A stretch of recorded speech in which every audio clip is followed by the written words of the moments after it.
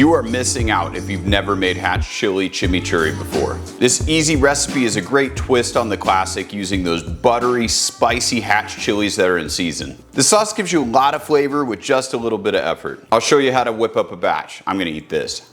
Now, I can't just make a big old bowl of chimichurri. I need to eat it with something. So I've got this really great steak. This is a huge bone-in ribeye. This one's for my friends over at Salt River Ranch. Go check them out. I'm gonna go ahead and season this with some canyon crust. Since this is a larger steak, I'm gonna go ahead and reverse sear it. So I'm gonna do that over a charcoal grill.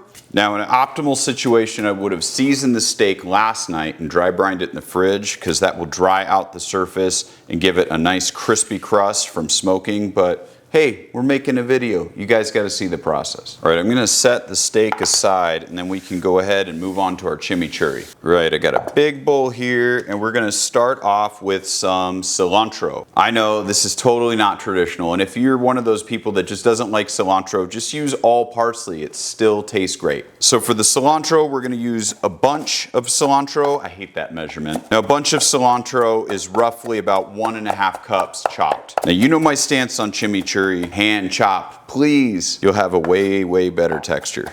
All right, let's scoop this up. All right, now we've got the parsley. Now for the parsley, I like to remove as many of the large stems as possible because they're a little bitter. You can leave some of them on there, but the really thick stems, they're a little overwhelming. This is half a bunch of Italian flat leaf parsley. I think this is the best for chimichurri.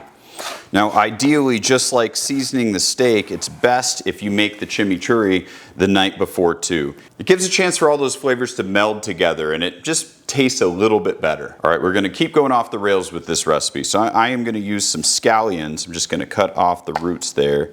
And I like to just slice the whites in half so that we end up with some even textures in here, not those big old white rings. And we'll just slice these up really thin, whites and greens. All right, we'll scoop this up. And feel free to use any kind of aromatics. You can use any combo of onions. Now, I'm not gonna use garlic. However, I am gonna use some shallots. It's kind of that cross in between, like a red onion almost, and some garlic. It's just got a nice pungent flavor.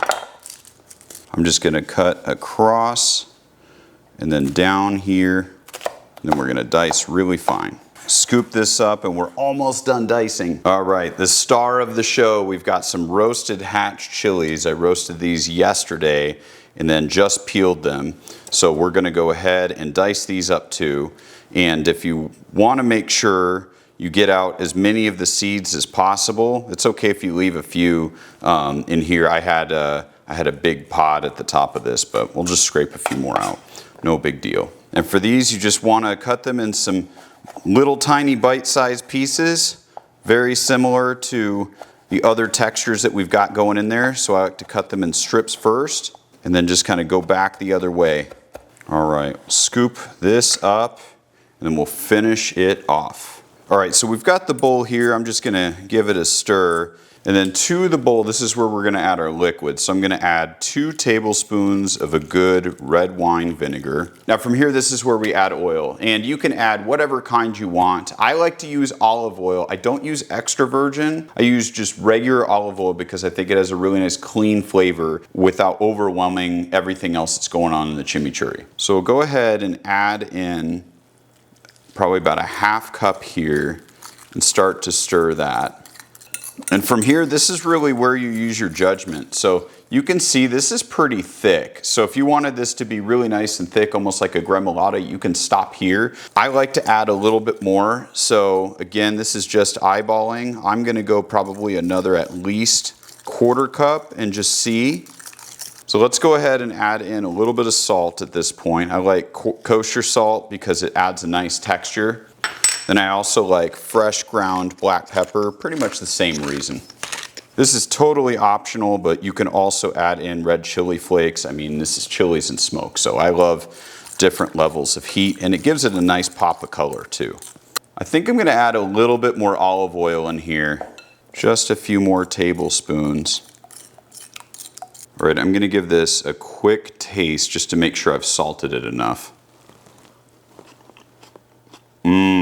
Whew. All right, so we could set this aside. Since I'm gonna go ahead and grill the steak now, I'm just gonna let this sit at room temperature. And if you are storing it in the fridge, especially if you're making it the day beforehand, make sure that you take it out ahead of time so that it doesn't solidify and it just becomes this nice, thin sauce that you can put on top of the steak. All right, I'm gonna fire up the grill and get this going. All right, I'm out here on the Weber kettle. We've got the fire on one side. This is the cool zone, and I put a piece of mesquite hardwood in there because that's local flavor down here in Phoenix. So I am gonna go ahead and put this steak on the cool side. Since it's thicker, I'm gonna reverse sear it because I want it to get a little smoky and evenly cooked. I'm putting the bone side towards the fire.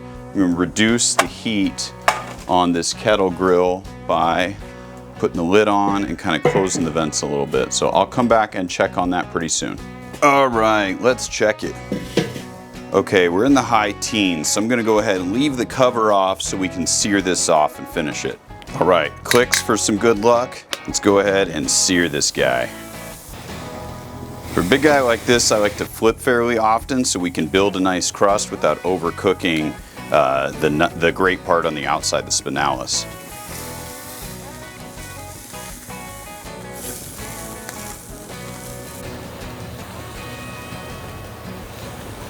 All right, the steak's ready. Let's go in and slice it. All right, the steak's been resting for a few minutes and man, it smells like mesquite. It's one of my favorite grilling flavors. Check out that bad boy. Well, let's go ahead and slice into it.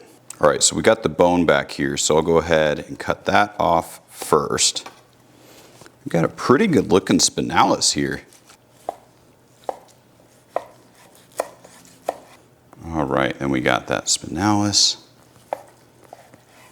Everybody's favorite.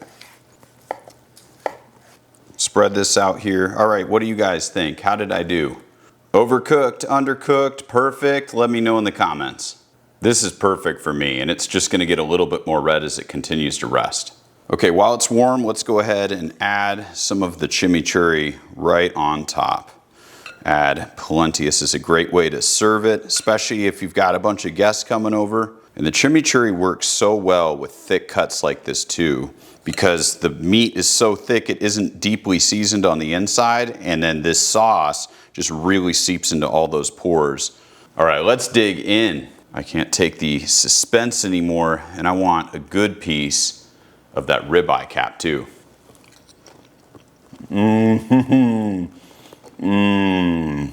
I mean, come on, look at this ribeye. It's just nice and crusty, so juicy, and then you've got all of the char from those roasted Hatch chilies in here. Everything's deeply seasoning the beef. This is seriously one of the best sauces ever.